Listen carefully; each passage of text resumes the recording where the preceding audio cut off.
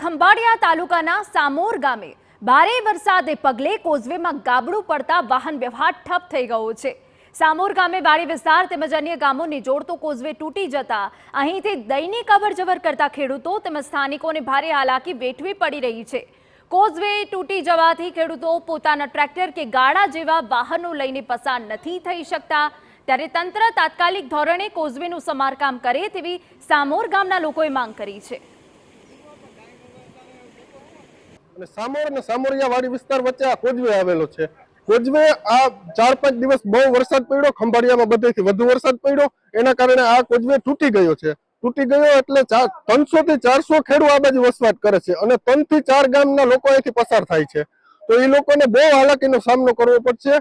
Causeway ભારે પૂરના કારણે ભારે વરસાદના કારણે તૂટી ગયેલ છે। આ કોઝવે ઉપર 300 થી 400 ખેડૂત મિત્રો આ સાઈડ વસવાટ કરે છે, એને હાલાકી બહુ પડે છે। ટ્રેક્ટર ગાડા જેવી વસ્તુઓ લઈ જવા માટે તકલીફ પડે છે। એના માટે સરકારને અમારી એવી અપીલ છે કે આ કોઝવેનું રિપેરિંગ કામ જલ્દીથી જલ્દી કરાવે। આ કોઝવેના કારણે 3-4 ગામના રહેવાસીઓને તકલીફ પડે છે, અવર જવરનો રસ્તો છે।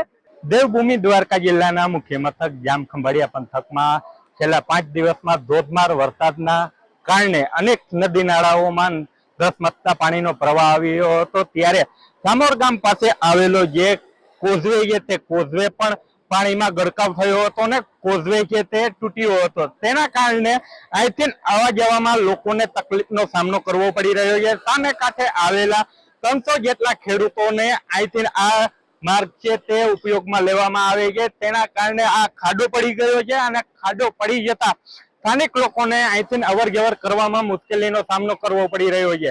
સાથે જ અહીંથી 4 થી 5 જેટલા ગામોને આ જોડતો માર્ગ છે તે માર્ગ પર જે ખેડૂતો વસવાટ કરે છે તેને પણ હાલાકીનો સામનો કરવો પડી રહ્યો છે, કારણ કે આ માર્ગ ઉપર ટ્રેક્ટર કે અન્ય 4 વ્હીલ છે તે અહીંથી પસાર થવામાં પણ તેમને અહીંયા રોકવું પડે છે અને સામે કાંઠે ઊભું રહેવું પડી રહ્યું છે। એટલે જો આ સ્થાનિક લોકોને વહેલી તકે આ પુલ છે તે બનાવવામાં આવે તેવી માંગ કરી રહ્યા છે। જય ગોસ્વામી, TV9 દેવભૂમિ દ્વારકા।